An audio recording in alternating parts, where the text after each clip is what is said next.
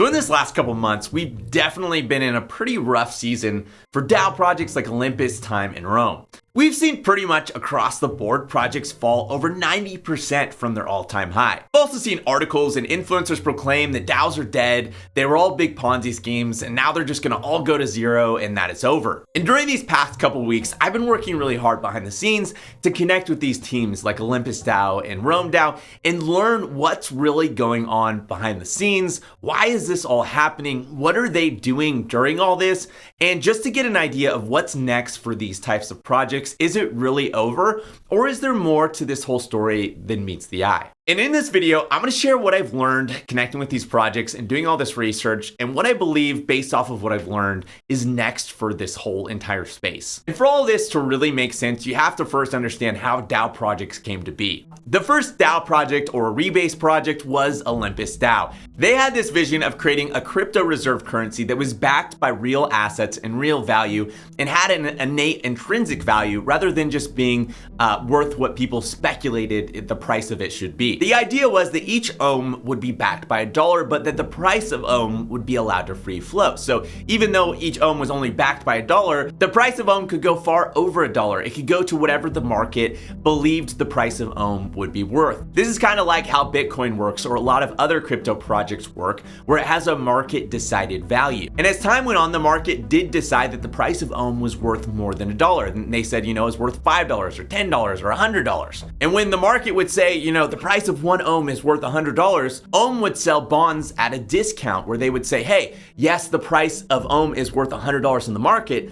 but we'll sell Ohm to you for just $80. And all the person on the other end had to do to get that Ohm at $80 would be to give the Olympus DAO treasury a stable coin in exchange for ohms. Via this arbitrage, this allowed the Olympus DAO treasury to grow over time and accumulate more and more asset. And this was all amazing, but the really radical innovation that came about with this whole process was this idea of Olympus DAO owning its own liquidity. One of the ways you could bond Olympus was by selling Olympus its own liquidity. This basically was a revolutionary concept that a project could own its own liquidity. Before this, projects had to rely on users to supply liquidity on these various different swaps.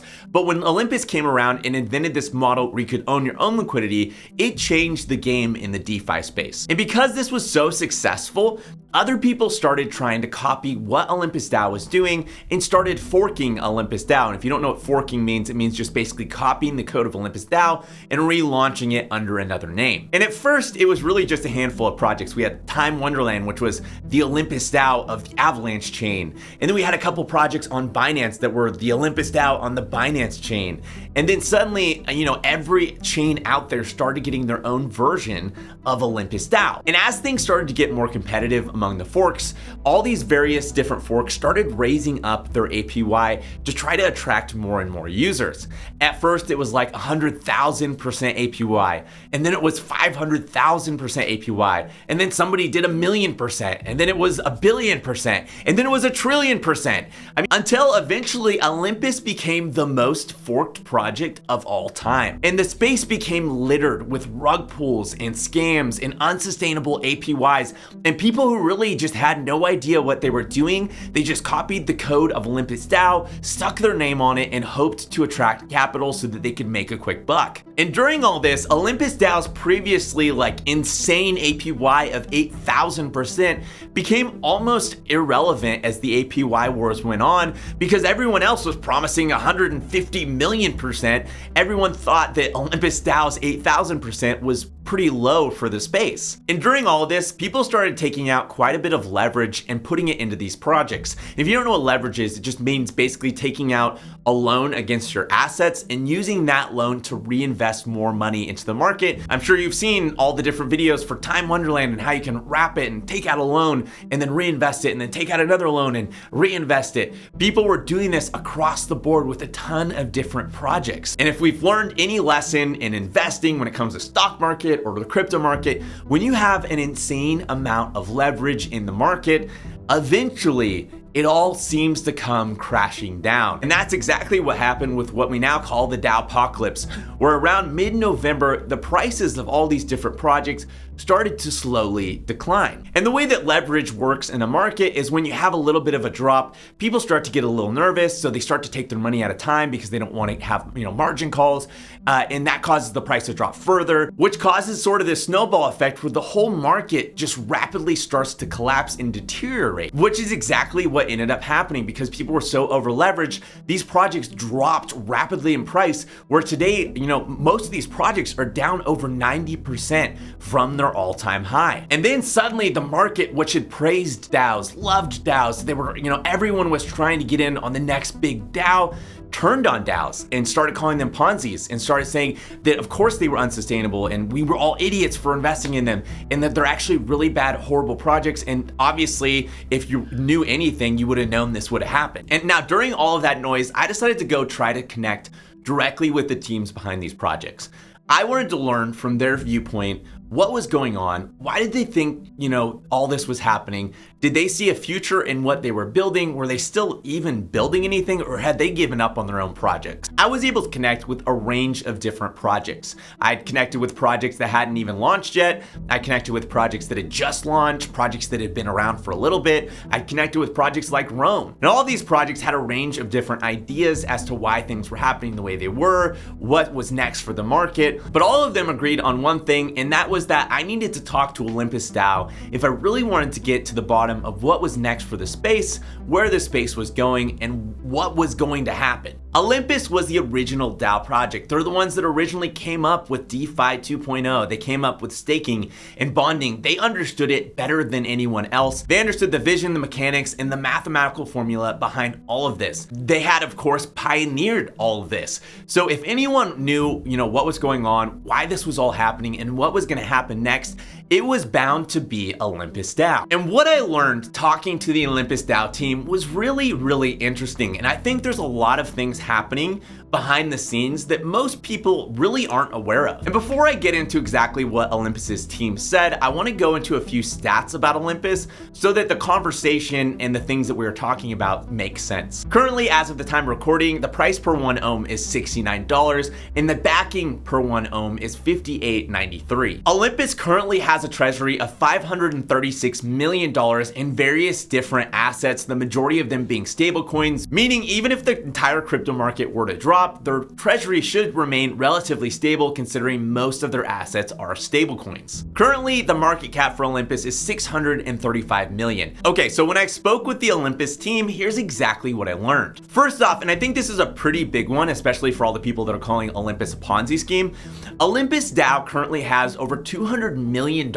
in annual revenue. And this is revenue outside of bonding, meaning nobody's got to go bond Rome or buy more tokens in order for this revenue to come in. The various revenue sources for Olympus would include Olympus Pro, which is bonding as a service. It allows projects that don't currently own their own liquidity to buy up their own liquidity and get all the benefits that come with that. Olympus currently, one by one, signs up these various projects for Olympus Pro, and then Olympus gets revenue from these projects as they're using Olympus Pro. And Olympus Pro currently generates around $20 million. The second source of income for Olympus is liquidity pool fees, and that brings in around $75 million. The third source of income for Olympus is yield farming, and that brings in around $110 million. And according to them, that should be growing by quite a bit soon. And the last source of income they have is via fee sharing agreements, and that brings in around $50 million. They have some projects that have launched off of their platform, and they have fee sharing agreements with those projects that bring in, annually around $50 million. To me, the idea that Olympus DAO brings in all this revenue outside of people buying or bonding their token is huge. They currently have a market cap of $635 million, and they're projected to bring in $200 million in revenue. There are so many crypto projects out there that are valued in the billions that have literally no source of income whatsoever outside of people just buying the token. And most of those projects have no innate value. They're not backed by any sort of assets.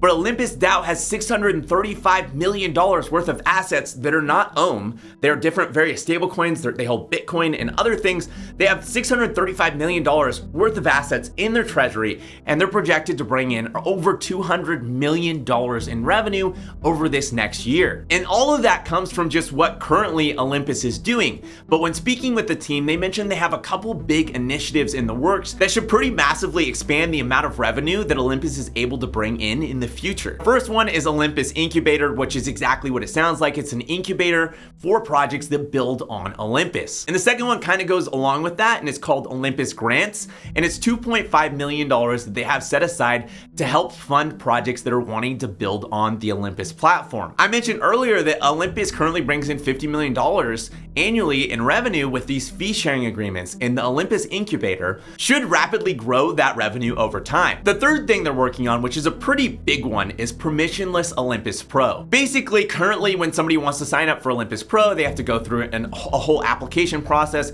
The Olympus team has to one by one set up these projects so that they can work with Olympus Pro. But permissionless Olympus Pro will allow any project to implement Olympus Pro into their structure, buy up their own liquidity, and is going to allow projects to onboard much quicker in the future. And the more project they're able to onboard to Olympus Pro, which is bonds as a service, the more revenue they're going to be able to bring in via Olympus Pro. The fourth big initiative is something called Olympus Odyssey. And this is something they've been working on since August. Something a lot of people aren't aware of as far as the Olympus community goes is there's a pretty substantial volume of NFT art exchanged in the community. This is all art created within the community that the community buys and sells between each other. And this spurred the idea for them to create their own Olympus NFT marketplace built on the Olympus platform. And they're utilizing some really interesting mechanics that no other NFT marketplace currently offers that should really set apart Olympus Odyssey from all the other various NFT marketplaces out there. They currently have 30 plus partners with really strong projects lined up already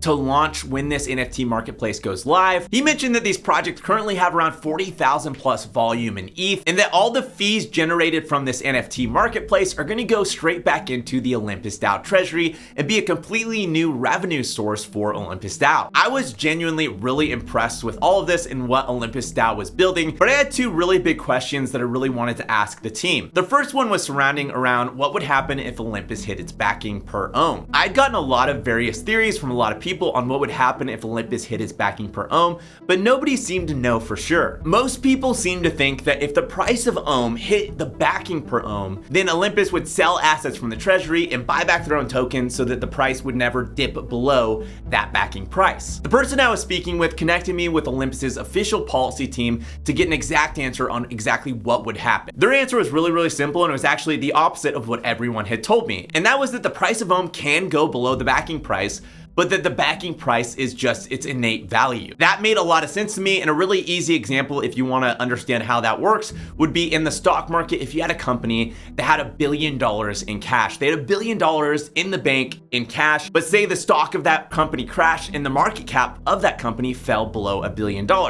That can happen in the stock market, and it does happen from time to time where the price of a company falls below the amount of cash they have in the bank. Of course, the market always ends up correcting that situation because it is kind of an absurd situation where people are valuing a company at a price below the amount of cash that company actually holds. So the price of Olympus can fall below its backing. They will not liquidate the treasury to bring it back up, but instead they rely on the market to bring the price back up because it's just a situation that doesn't make sense and is pretty odd. And my last question was a pretty big one, and I think it's one a lot of us have been asking about Olympus, and that's why hasn't the APY gone back up? I think all of us were kind of under the assumption that if the price were to fall rapidly like we're experiencing right now, that the APY for Olympus would jump up significantly to kind of offset that price dip. So I was really curious about this because not only has the APY not gone up with this price drop, but it's actually gone down quite a bit. And basically the answer was really simple. The community for Olympus DAO, the governance structure for Olympus DAO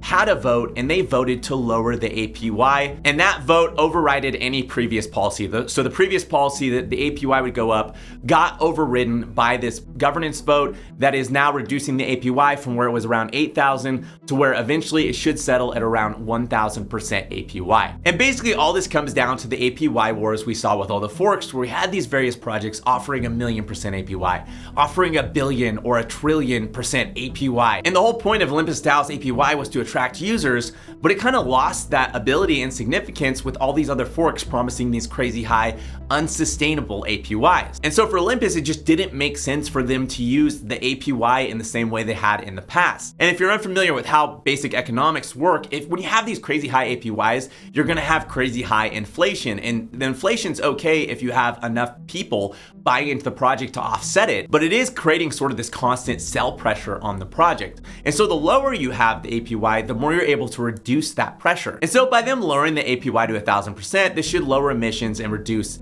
inflation in the project by reducing the amount of supply of ohm there is out there currently being made. It should also create more stability with the project over time and attract a new subset of investors who weren't comfortable with an 8,000% APY, but might see 1,000% is a bit more reasonable and maybe a bit more sustainable. So to recap all this, the project currently has $536 million in its treasury. It has an expected annual revenue of $200 million. It's rapidly expanding through various initiatives like the Olympus Incubator, Olympus Grants, Permissionless Olympus Pro, and Olympus Odyssey. And on top of that, they recently completed their migration, and you can now buy GOhm, which is essentially staked ohm on almost every single network out there. And if you're unfamiliar with GOhm, owning GOhm is the exact same thing as buying ohm on Ethereum and staking it on the Olympus DAO platform. And this is kind of Olympus DAO's way to combat all these various forks. Now you can buy Olympus on almost any network out there. So these forks can't spring up and be like, we're the Olympus DAO of Binance, because now Olympus DAO is the Olympus DAO of Binance. Or we're the Olympus DAO of Avalanche because now Olympus DAO is on Avalanche. This also should allow various projects on different networks to utilize Olympus Pro over time too, therefore increasing the amount of revenue that Olympus DAO is able to bring in. And in my eyes, all of this adds up to a future price of Olympus that's much higher than the current price it's at today. I think the price collapse we saw had to do with the fact that people were way over leveraged. There was way too many really bad projects and forks in the space, and it's just a part of a broader market sell-off that we saw with the entire crypto market dipping. And I think right now there's just a lot of people that are scared, they lost a lot of money, they're acting really irrationally, and they're not really paying attention to what's going on behind the scenes. And as far as all the other DAO projects out there, I think there's a lot of scams that are gonna end up collapsing, but I think the good DAO projects out there, the ones that are actually innovating, trying new things, and building something that is a real product, are gonna end up not only surviving, but thriving as Olympus DAO starts to turn around and take off. I think we're gonna see these other good DAO projects as well turn around and start to appreciate in price again. And I've actually decided to double down on my personal investment in Olympus. I think right now it's a really advantageous time to buy Olympus with the price being so low. I invested an additional $6,400 buying the dip, and actually did that buying GOhm on Avalanche. So I went to Trader Joe's on Avalanche. I bought GOhm, which again is literally staked ohm, but I own it on Avalanche, so I didn't have to deal with any of the Ethereum network fees or any of that kind of stuff. And a lot of people I think are confused about GOhm and confused about how it works, but it's literally the exact same thing as owning staked ohm. The way that staked ohm works is maybe you have 0.5 staked ohm, and that amount of staked ohm increases over time, where you have 0.6, 0.7, 0.8, etc. GOhm appreciates in proportion to that in the exact same way, but instead of the amount increasing, the price increases. There's a couple different reasons they did it like this. One of the reasons has to do with taxes, where if you're getting an increased amount of tokens, you're actually having to pay taxes on that continually, where if the price is appreciating, you only have to pay taxes on it once you sell. And as always, none of this is investment advice. You should always do your own research. I'm sharing my journey, what I'm up to, trying to get to $1 million. And this makes sense for me in my situation with my risk tolerance, but this might not make sense for you. I'm focusing on Olympus as a long-term play. Maybe you're looking for short-term plays and you're thinking, well, I'm gonna make a lot of money on Olympus in the next couple months. You might not make a lot of money on Olympus in the next couple months. I'm hoping to make a lot of money on Olympus in the next year or 2 years or 3 years. I'm also really comfortable with high levels of risk and high levels of volatility.